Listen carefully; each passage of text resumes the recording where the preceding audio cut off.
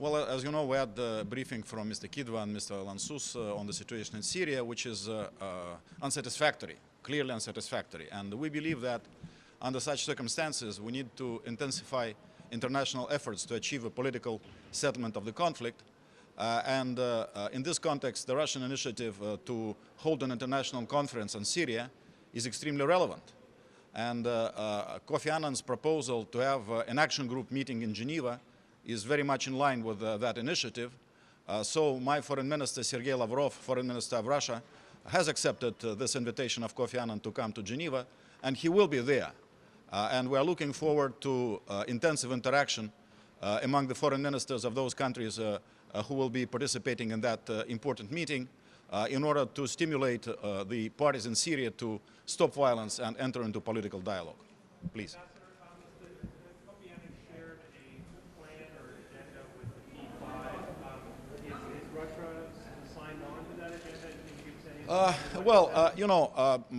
There have been extensive discussions with Russian participation on the possible outcome, and I understand that Kofi Annan is continuing that work. But since foreign ministers are going to be there, they are the ones who are taking important and serious decisions on those issues.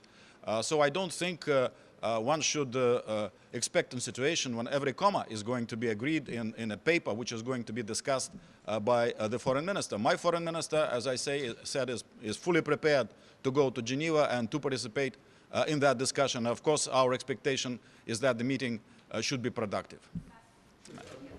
I'd heard that Mr. El-Kidwa had somehow said that if the outcome of this June 30th meeting is that if there's not a meaningful outcome, that this may bode badly for the Joint Special Envoy's continued work. I don't recall those words from Mr. Kidva. I do recall that some colleagues from the Council, whose ministers are supposed to be there, were saying that they were not yet prepared to say that they are going to participate because they believe that there must be more clarity about the outcome.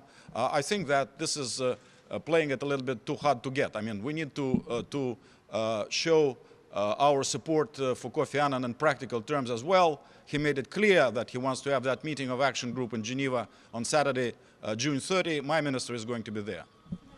Sure. Should we expect for Navi Pillay to brief the Council this week? Is Russia on board with the idea of having Ms. Pillay come? Well, we are on board, yes. We are on board, and the President of the Council is going to continue those discussions. I also indicated that I'd be very interested to hear from Madame Pillay her views on the human rights situation in Libya. We're extremely concerned about the situation there. Our representative for the rule of law in Libya intended to go there. Unfortunately, his visa was not forthcoming. And there are some serious issues with some Russian citizens in captivity in Libya. So we would like to take advantage of Madame Pillay's presence in the Council, if everything works, to hear about that as well. Please. Is there a dispute whether she briefs on Libya or Syria? Or do you expect to my surprise, some colleagues did not immediately accept the need for her to address Libya as well. But we'll continue that discussion. Annan, that there is a meeting to talk about political transition in Syria. What's the United Nations position? What's your country's position? Well, this of course is something which is going to be addressed in the document, which is still to be worked out. And this is a key issue where various views are expressed. Our view, Russian view, is very clear and has been expressed on the political level on a number of occasions. We believe that it is the Syrians themselves who need to work things out, and it's not for various countries outside to say what is going to be acceptable for them and what is not going to be acceptable to them. And we think that this is where we should focus our efforts. What can you do that's different? You're going to be next. Was there a discussion about the participation of Iran, whether they accept or refuse that? There was no discussion in the Council, but there is still an ongoing discussion among various players and the more likely participants in the meeting. We believe that Iran should participate. Our position is very clear that P5 members of the Security Council should be there. Neighboring countries who are willing to come to Geneva should participate. Some key Arab League members who are heading various Arab League bodies should be there. And also we believe that Iran and Saudi Arabia should be there because they have an influence on the situation.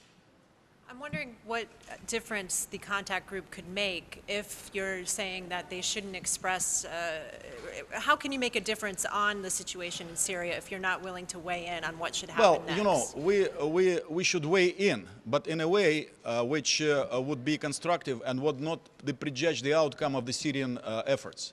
First of all, we should lean on them to stop violence and to enter into meaningful political dialogue. This is I believe, the most serious challenge which the international community is facing, and I think that the action group can make a difference in this regard. Are you still going to have a conference in Moscow?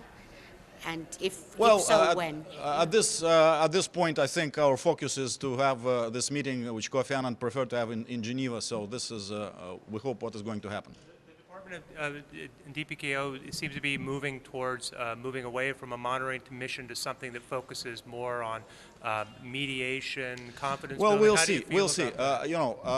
We are expecting recommendations from the Secretary General. We believe that the mission is doing, even now, a very important job in Syria when it's constrained its ability to move around the country.